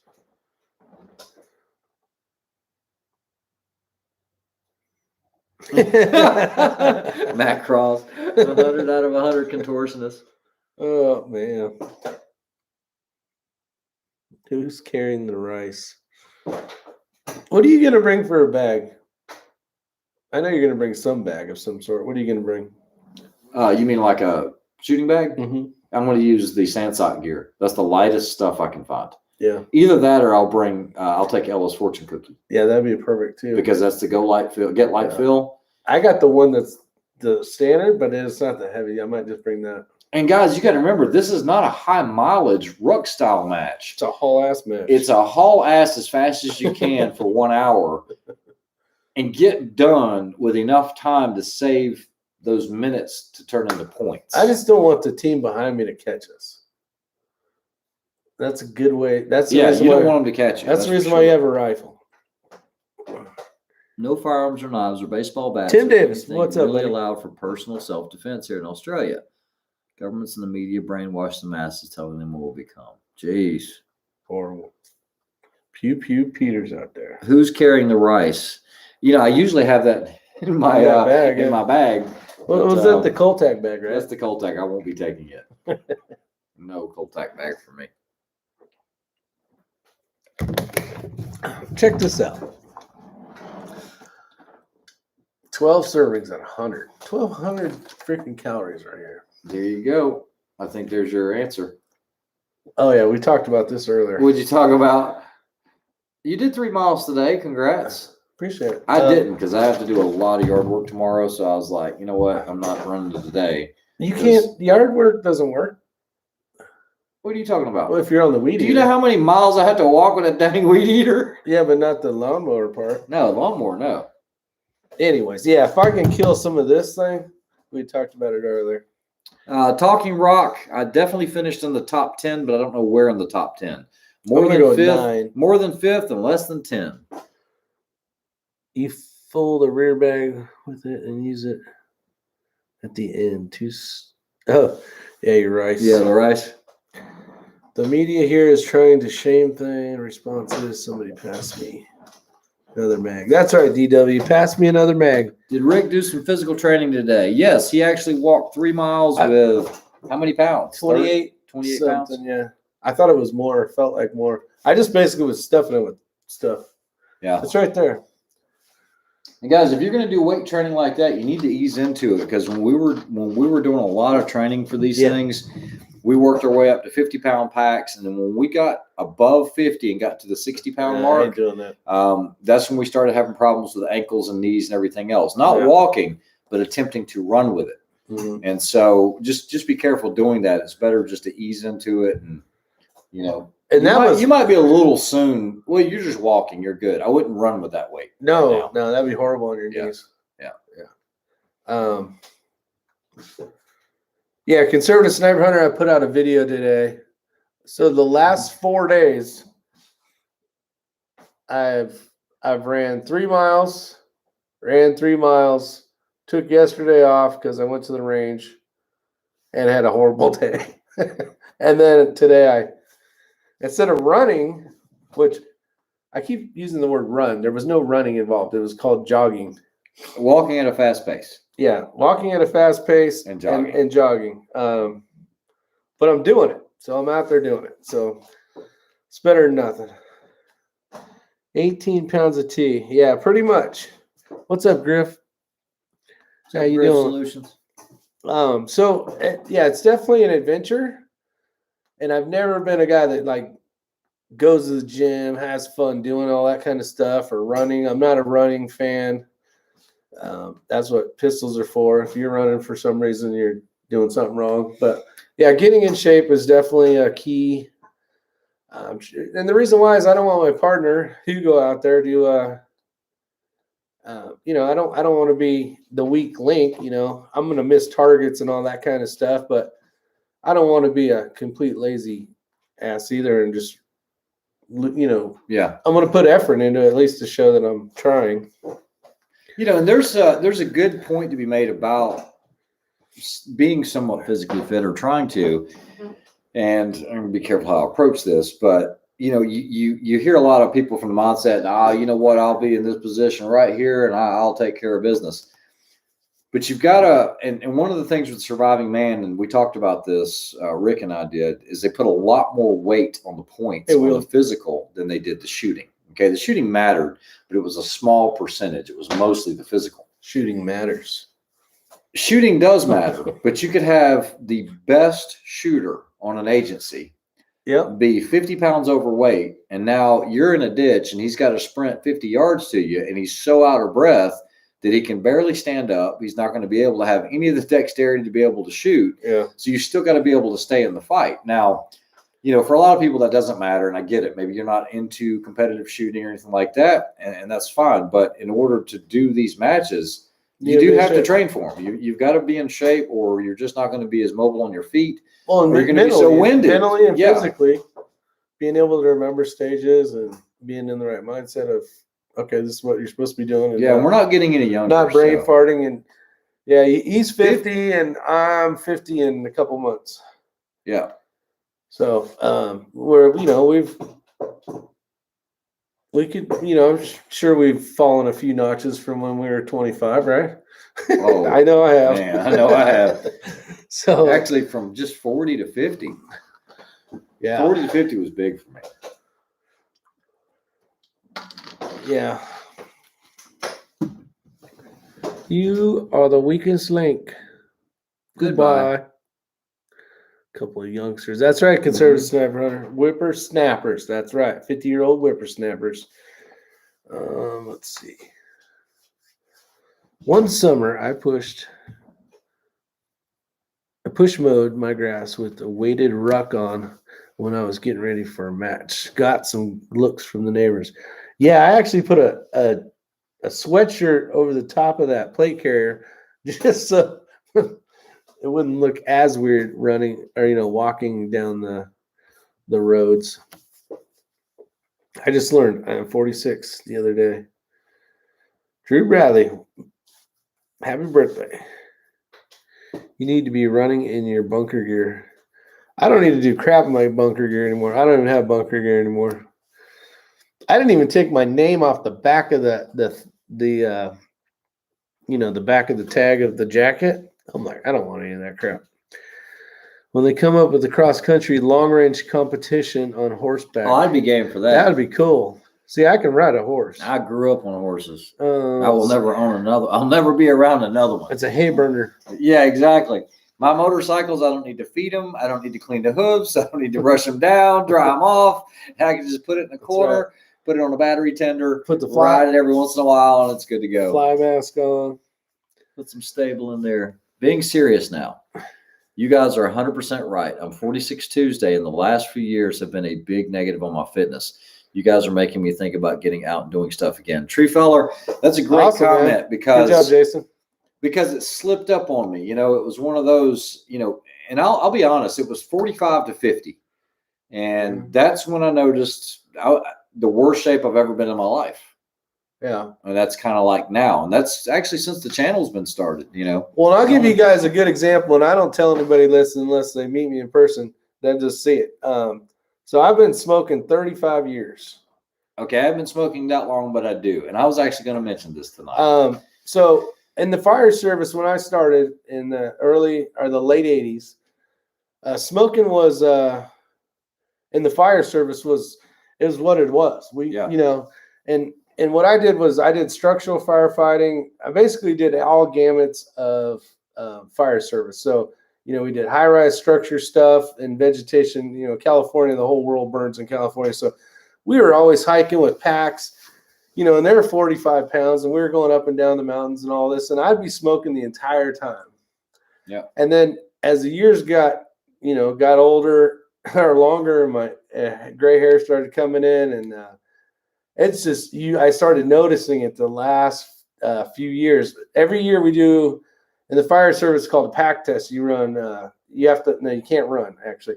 You have a 45-pound pack. You got 45 minutes, and you got to do 3 miles, and you have to pass that every year in order to basically get red carded. And as the years kept going, and I kept taking this test, I used to do this smoking the whole time. It was a joke. I would just have a cigarette, and I'd go up and down the street, and we'd do the thing, and no big deal.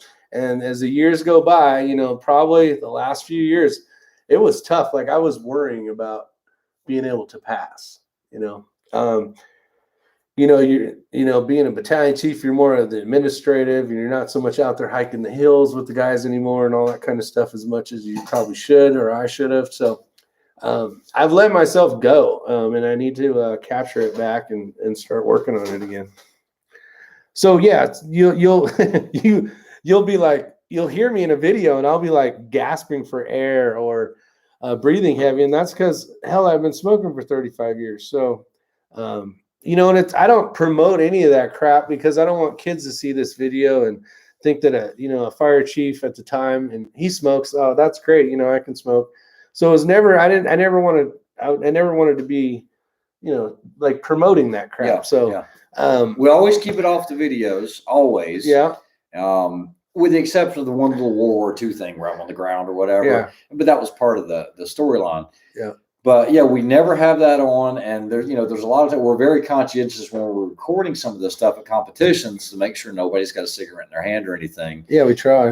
We try our best anyway. Yep. But and I had actually stopped right before the surviving man, and Chris was like, "Dude, man," he goes, "Just go to the car for a minute, grab you a cigarette," because I had a headache I just could not get rid of, and it was going on for like 8 hours. Yeah. And this was one of those really hard physical days. He goes, "Just trust me, you'll feel better." And so I was like, I don't want to do this. I don't want to do this because I hadn't even had one for a few days. And I went to the car and everything went away. The headache went away, the nicotine. Oh, yeah. It's like desire magic. And all that. And Yeah. I wasn't even drinking Diet Coke. I was just strictly water. And, I took a little bit of Diet Coke, but, that's caffeinosis. But, slowly, hopefully weaning myself off of this stuff. But it is starting to catch up. Yeah. So it's at this point, you can tell the difference. Are you two willing to commit to quitting smoking? Yeah, I'm to the point. Yes, I am. My wife, she absolutely hates it. We've been married 20 something years and I never smoked, and I picked it up somehow. I don't know how I picked it up. And then I stopped for about 2 years. I know, Rogers. But she hates it. I don't smoke indoors whatsoever. Yeah. It's always outside. And if you've ever seen me at a match or something, you've seen us both smoking. Oh yeah. It's a bad thing. It's not just us. It's quite a few other people that you guys probably know and have met, but it's a bad thing. No, it is. And yeah, and I just I didn't want, younger shooters and kids to see this and want to, but yeah, that's the history of us. And that takes a complete, a toll on you after a while, especially, 35 years or whatever. And, we're noticing it and trying to fight it. So you guys know my story. I lost a lung and I quit on a dime. Yeah, Tim Davis, if you guys don't know, he's lost a lung actually. Yeah, but I don't want to get to that point where something physical, a physical ailment makes me quit. I need to stop beforehand because we're just killing ourselves. Yeah. I mean, there's no doubt about it. Well, and I know it's horrible because my mother, she passed away due to cigarette smoking, so it's not like I don't know the end of the story. You know what I mean? Yeah. You know what the end of the story is. No, that's funny. Well, I appreciate it, man, but no, that's no need. No need for that. it's just something I got to get done. Just do it. My wife did about 3 months after we met. She's been off of them. That's awesome. Yeah. So, anyways, let's move off of that topic. But just to give you guys a that insight of the reasons why, I'm not sprinting. What's up, Andrew? 12 miles is because of that. But yeah, there's a couple people that watch this channel that are from the fire station, and they had saw my comment, or they had saw the other chat about me running, and they're like, "Oh, great on you! It's good to hear that." So yeah, it is a good thing. It definitely is a good thing. I quit by ODing on electric cigarettes. Can't stand nicotine now. And see, I tried that too. I did it for 3 years. That actually, I think that was worse. That jacked me up. My wife used to say, "Man, your cough is horrible." Yeah, it's worse now. So I don't know. And I wasn't one of those like big cloud ones. Yeah, it was just the normal one. You weren't like a like no, I know train. You know who I'm talking about. I'm not going to say his name.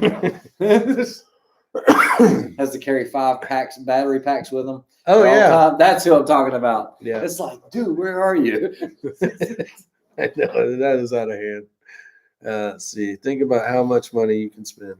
Yeah, and I don't know. Maybe I've just been fooling myself because doing everything from in the past, doing mountain bike racing and all this, and there's a lot of guys that actually do that smoke. You have a lot of guys that are Chris Winsett, special operations guy, picture perfect health, and then you're over there and you're smoking a cigarette, and it's like it's all bad for you. It's bad, no matter how good a shape you're in. It's bad. Exactly. So this was years ago.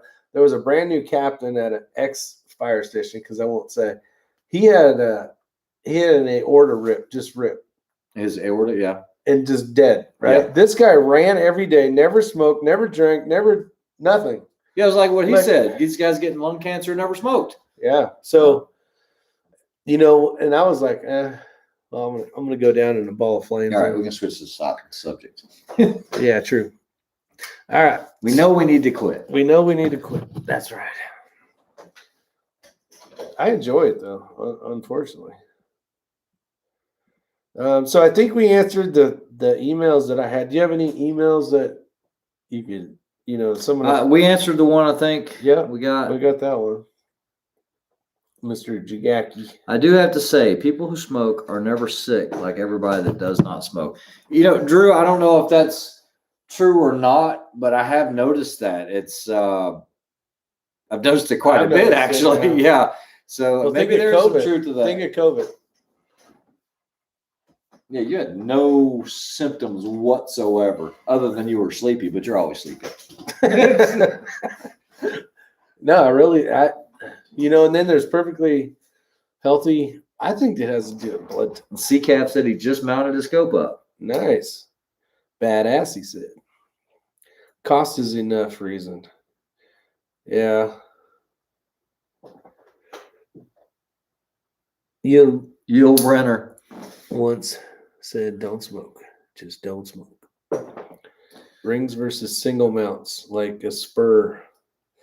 I don't know. I'm very opinionated on this. You go ahead and go first. I don't think I own.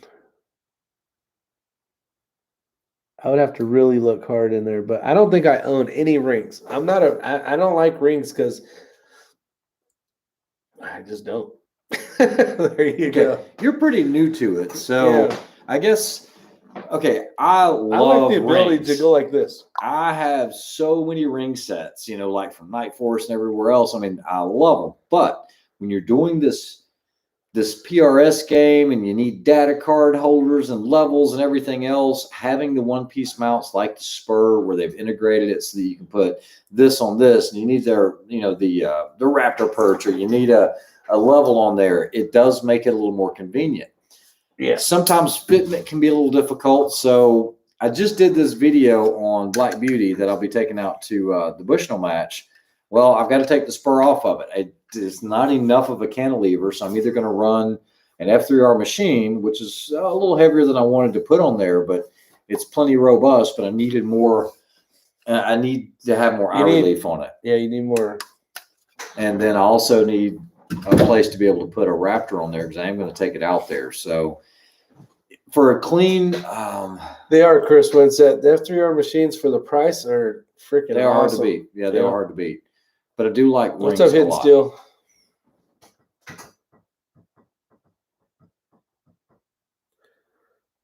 Well, that's like the whole cantilever thing. I like cantilever on all my stuff. Not that it needs it, but I don't know. I like it.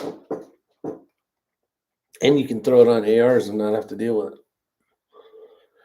On a tripod with a center pole for your optics. Nancy Meek, are you talking about where the head... Like your orange one. Like my orange one. Yeah. That's good for spotting scope stuff. That's about it. Yeah, the problem is when you get into those with a center pole, it's really easy to tip those over. So if you've got a really nice spotting scope or a really nice set of binos, just, I don't like to run that center pole up too high because it just takes somebody nudging it and then it falls to the ground. Or the wind. Or the wind will blow it over. What? I've just noticed that spur makes your scope so much higher. Now you can get shorter ones. There's no doubt about it. So yeah, it's all on height. Yeah, Tree Feller, I've got one that's a spur that a 56 millimeter objective will crash into a Picatinny because it's so low. So you have to run that on something that has an actual barrel, and I can't run a barrel cover on that one. So they do have different heights, but yeah, you're right. Typically, you're going to set up a little higher. I use the same tripod for spotting and shooting. Yeah, me too, Charles. Yeah, same here. Or you could go to that company with that stupid ass thing with the mount with this. Don't even say the name. Don't even say the name. I don't know the name. I actually showed him that last night, and I was like, just look at it. I cannot believe and that stamped sheet this metal. crap was $1,100. Oh, $1,195 for this cheap ass. See if I could show. I don't know. We don't want to do that. We don't want to do that. Yeah, but it'll save people from buying this crap. Nobody's going to buy that. Whatever you do, don't buy this thing. It is stupid. It's what we talked about last night. It is horrible. I'm like, why? Why? Who comes up with this crap? I think obviously it wasn't a shooter that came up with this, because for all you guys that are motorcyclists or that have ATVers, you've seen these things called ram mounts. And basically, it's like a little ball, and you have these little clamps that you can put on it, and you can change all the angles with your phone and all that. Think ram mount with carbon fiber pole extensions to shoot off of. Dumbest thing I ever seen. It was horrible. What Microtech knife does John Wick have in the third movie? Oh, that's a great question. Right now they're on what number? They already had 3, right? Yeah, 3's out. 3's out. He had the Cypher, I believe. The Cypher was a collaboration with Anthony Marfione and Derek Monroe with Monroe Metalworks.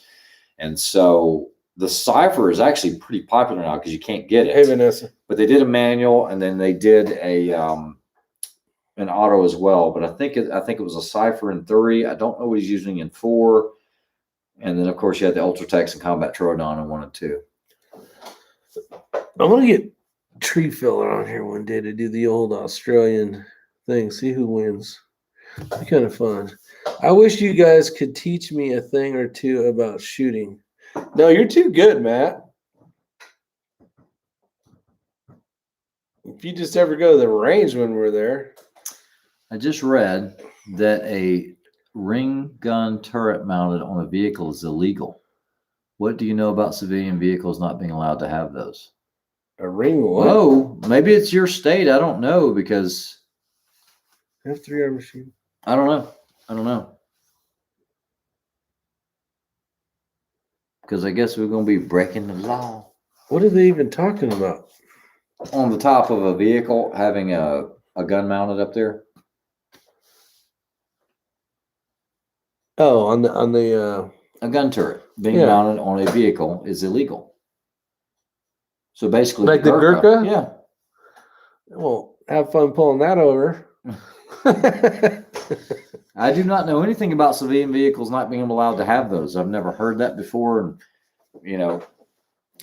I mean, what would your reasoning be for pulling one over? I mean, why would it be unlawful? I don't know. It's open carry state here. Maybe state. Maybe it's varied by state. Yeah. True. Matt, you missed the earlier part. We were talking about. You know what? Never mind. I'll talk to you about it on the phone later.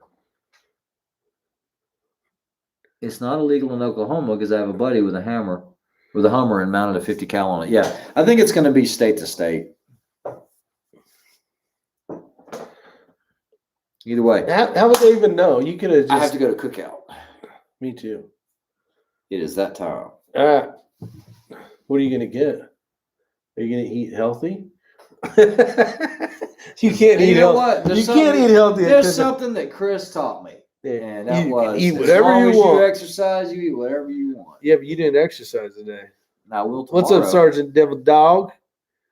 All right. Well, with that said, you guys have an amazing rest of your day. That was for you, Mario. Oh, Mario. Now you do that when I wasn't looking. All right. All right. You guys have a great night, and I'll see you on the next one. If you got any questions, email us. Maybe we'll put together a chat and answer some of them questions if we might know the answer. So you guys stay safe. And as they say somewhere south, adios, amigos. Bye con Dios. Where the hell's that at? There it is. Night, everybody. Oh, yeah.